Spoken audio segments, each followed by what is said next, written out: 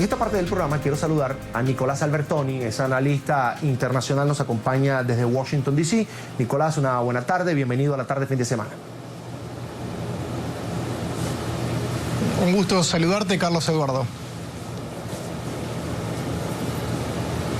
Como siempre, Nicolás, tu óptica, por supuesto, amplia de lo que es el continente, de lo que ha sido el chavismo para Venezuela, para la región, esa expansión de la ideología del presidente Hugo Chávez.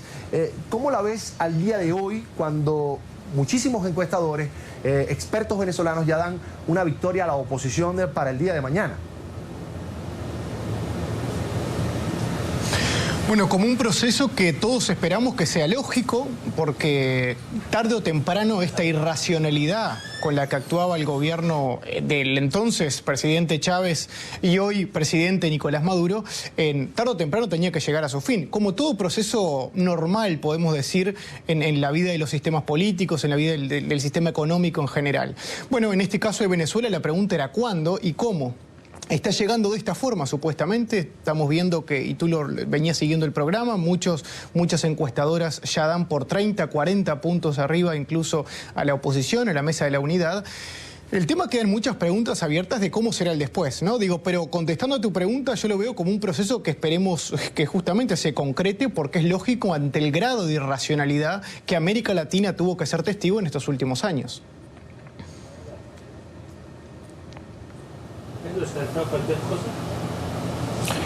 Nicolás, comenzó el cambio en Argentina, hay nuevo presidente, todos creían imposible que el kirchnerismo terminara de esa manera con una victoria de una persona que representa totalmente lo opuesto a lo que era el kirchnerismo, menos populismo, más una persona más frontal con temas de la región, no solo con los temas de Argentina, y que ha pues logrado captar una mayoría amplia que reconoció en las primeras de cambio el candidato del oficialismo. En Venezuela, Nicolás Maduro ha dicho: no voy a gobernar con una asamblea opositora, no voy a entregar nunca la revolución.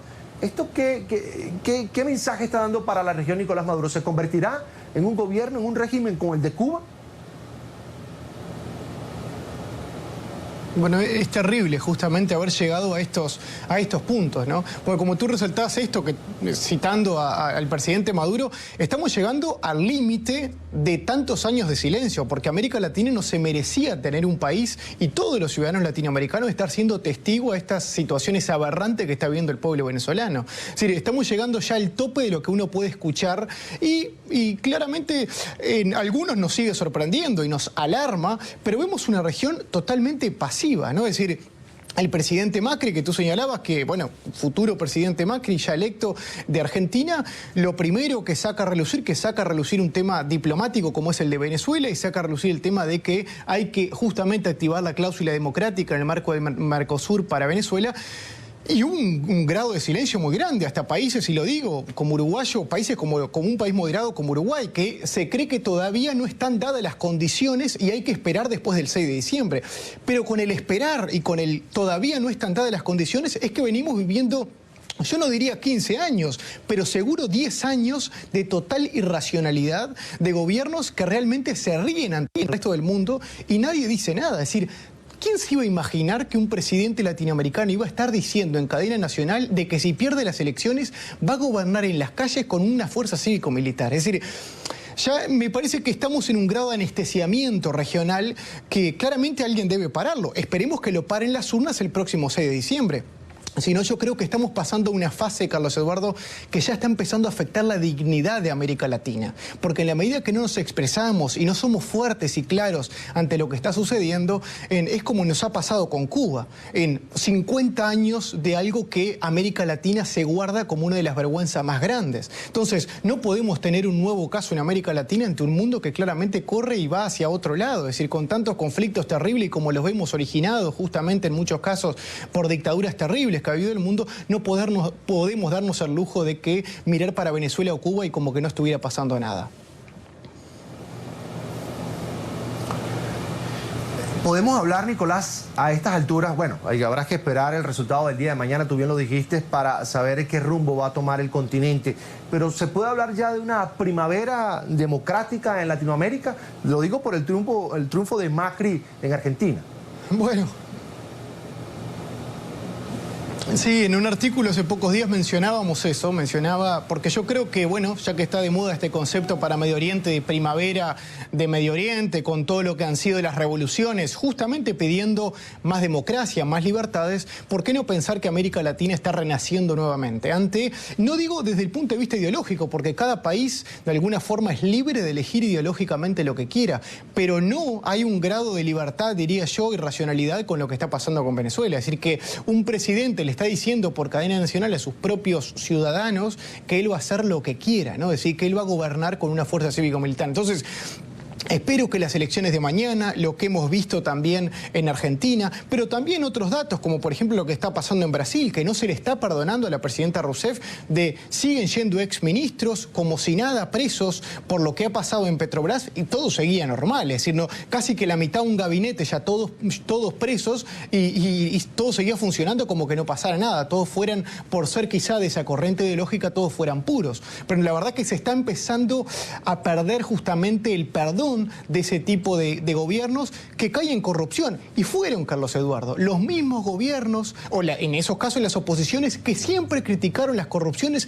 que claro que existieron en América Latina, pero son ellos que hoy hipócritamente las quieren tapar. Entonces, esto ya no es de derechas o izquierdas, como siempre lo hemos dicho aquí conversando contigo, es un tema de dignidad política, ideológica de América Latina. ¿Cómo, Carlos Eduardo, mañana podríamos criticar si llega a existir un presidente en los Estados Unidos que está diciendo cosas aberrantes contra los inmigrantes? ¿Cómo podríamos criticar de América Latina eso cuando nosotros mismos vemos que se está pisoteando la democracia y no decimos nada? Por eso digo que ya trasciende lo ideológico. Va justamente hacia la dignidad como región, el no decir nada ante lo que está pasando en estos países.